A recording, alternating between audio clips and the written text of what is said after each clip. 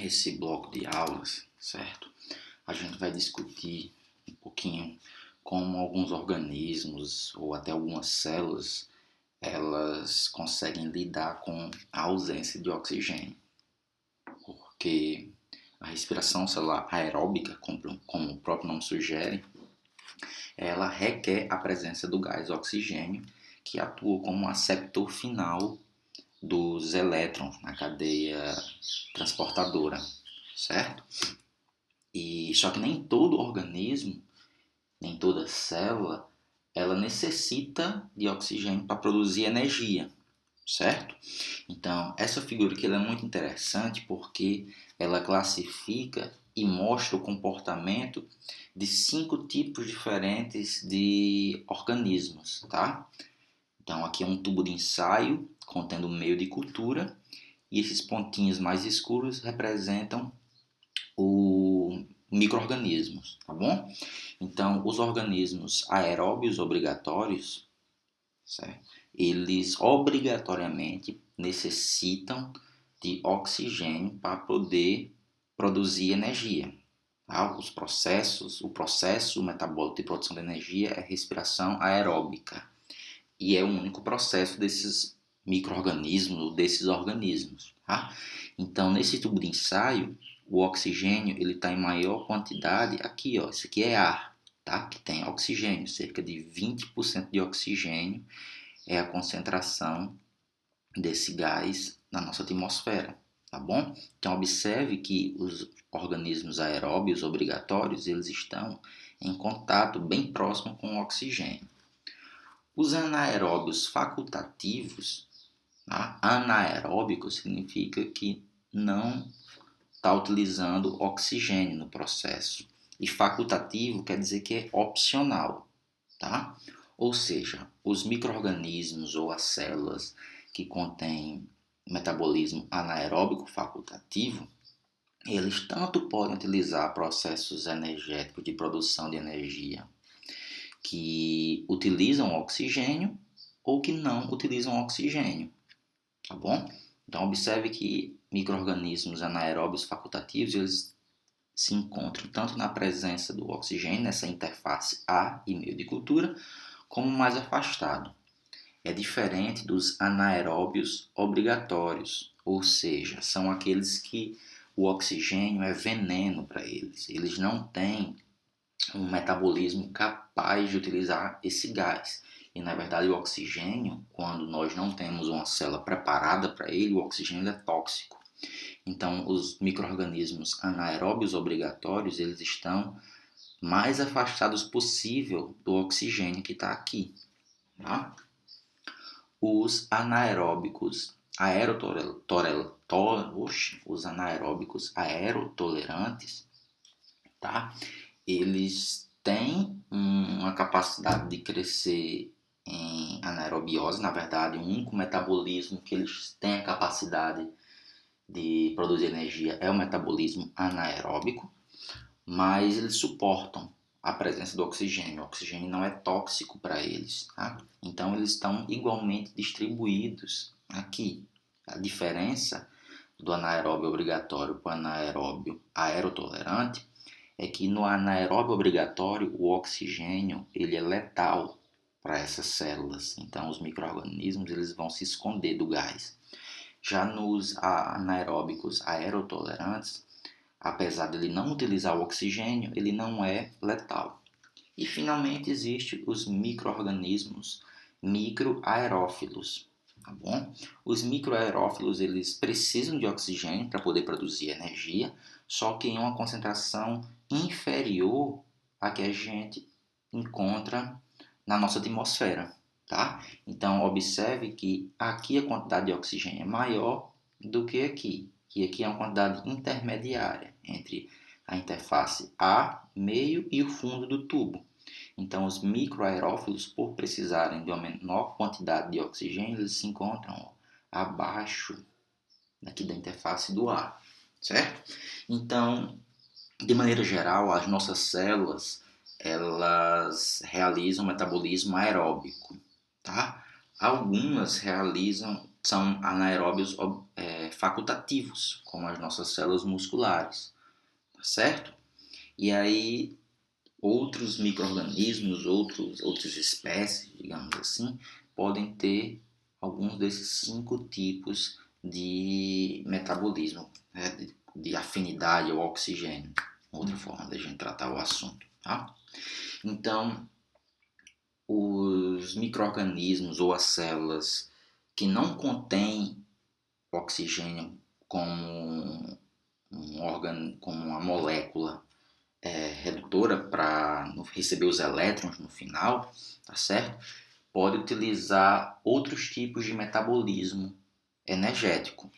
Um deles, que tem uma baixa quantidade de ATP formado em comparação com a respiração celular, é a fermentação. Tá certo? Então, a fermentação, a gente pode dizer que é um processo de oxidação incompleta da glicose. Na verdade, a glicose ela é oxidada parcialmente durante a glicólise, aquele processozinho que a gente viu alguns slides atrás, tá certo? Mas que para por aí a oxidação da glicose até produzir ácido pirúvico, tá? E aí o rendimento energético que a fermentação tem, de certa forma, são os 2 ATPs líquidos da glicólise, tá bom? E como eu mencionei, algumas de nossas células, como as musculares, elas são capazes de realizar esse metabolismo, chamado de fermentação. Alguns autores costumam dizer que a fermentação da glicose é uma expansão da glicólise, tá? Só para vocês lembrarem, deixa eu voltar aqui, que é importante vocês darem uma relembrada aqui na glicólise. Na glicólise, a gente tem um investimento energético de 2 ATPs, tá? E ao final das 10 reações que compõem a glicólise, nós vamos ter a produção de 2 moléculas de ácido pirúvico. Então isso aqui é o que a gente já considera como uma oxidação parcial da glicose. Ela foi oxidada até ácido pirúvico, tá? Nesse processo, para cada molécula de glicose oxidada a 2 moléculas de ácido pirúvico, a gente tem 4 moléculas de ATP. Quando a gente subtrai o investimento de 2 moléculas, fica então o saldo líquido de 2 ATPs, tá bom? Então, vindo para cá, vamos lá. A fermentação, ela vai continuar a glicólise. Então, o rendimento energético da fermentação sempre vai ser líquido 2 moléculas de ATP. Só que não sei se vocês lembram, durante a glicólise, a gente vai ter a redução de NAD+, até NADH.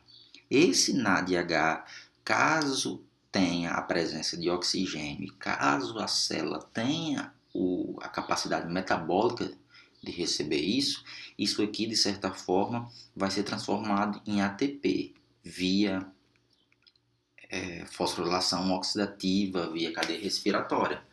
Só que a gente está falando de fermentação, ausência de oxigênio, então o NADH ele não vai entrar na mitocôndria, ele não vai doar esses ácidos para canto nenhum. Então o que é que acontece? Na fermentação, o oxigênio ele está ausente, tá bom? A célula não é capaz de utilizar o oxigênio como aceptor final de elétrons. E aí a tendência que vai acontecer é que à medida que a glicose ela vai sendo oxidada parcialmente na glicólise, o NADH ele começa a se acumular e isso aqui começa a diminuir, o NAD+, tá certo? E aí o que as células enfrentam de problema é, com o passar do tempo, vai existir cada vez menos NAD+, e vai chegar um ponto que isso aqui, ó, vai estar interrompido, porque para a glicólise acontecer, a célula precisa de NAD+. Aí é que entra a fermentação. Na fermentação, a molécula de piruvato, ela vai receber esses elétrons do NADH, transformando isso em NAD+, permitindo mais uma vez que a glicólise aconteça, tá? Então, na fermentação, a gente pode dizer que é simplesmente uma regeneração do estoque de NAD+ da célula para garantir que a glicólise continue acontecendo e eu tenha minhas duas moléculas de ATP sendo produzidas. E aí existem vários tipos diferentes de fermentação, que a gente vai batizar dependendo do tipo do produto final, certo? Desse processo.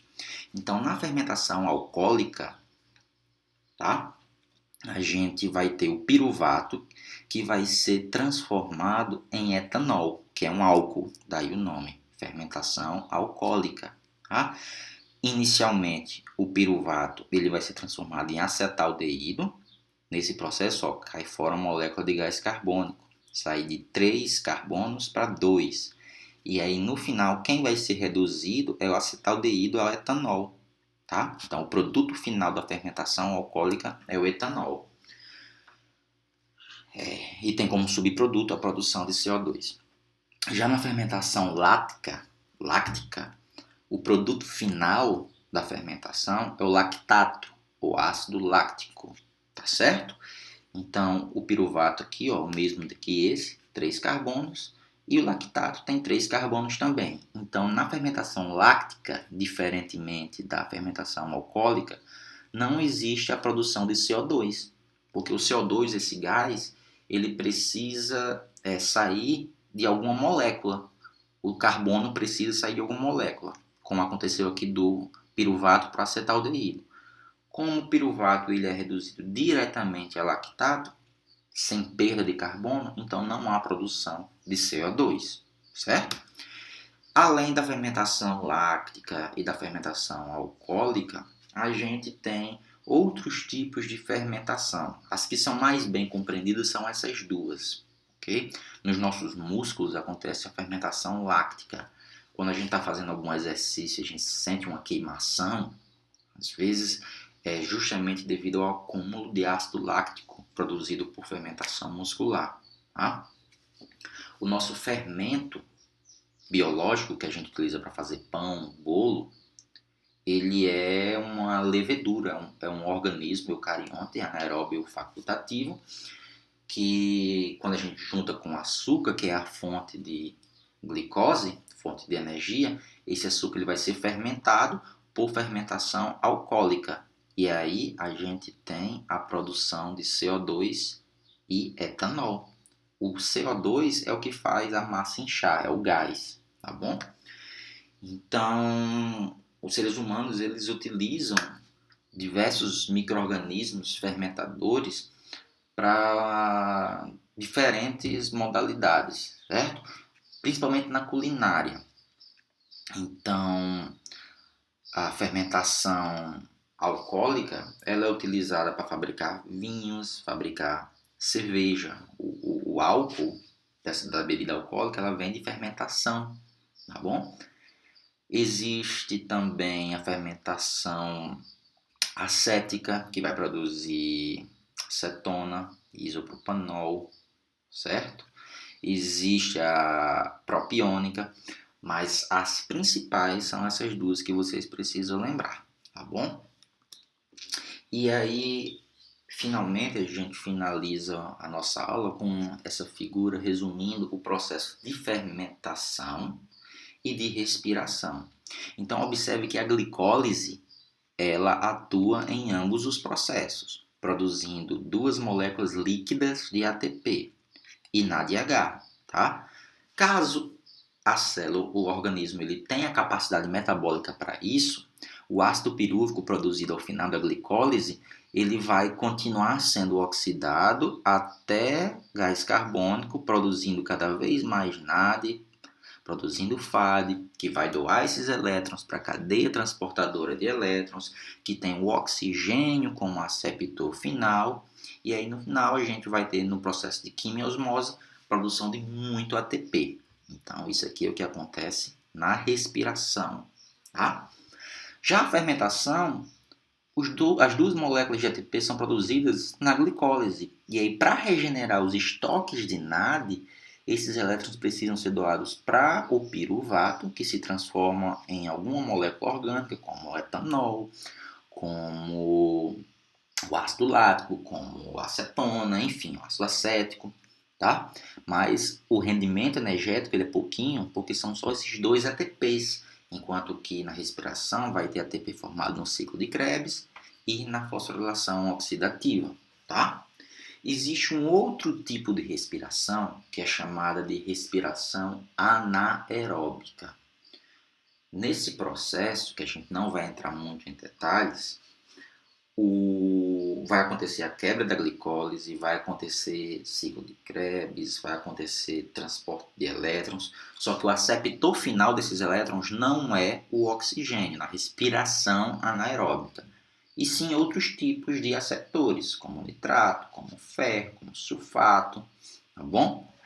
Então, quem fica aqui para receber os elétrons no final, junto com os prótons, não é o oxigênio e algum outro aceptor, beleza? Mas isso na respiração anaeróbica.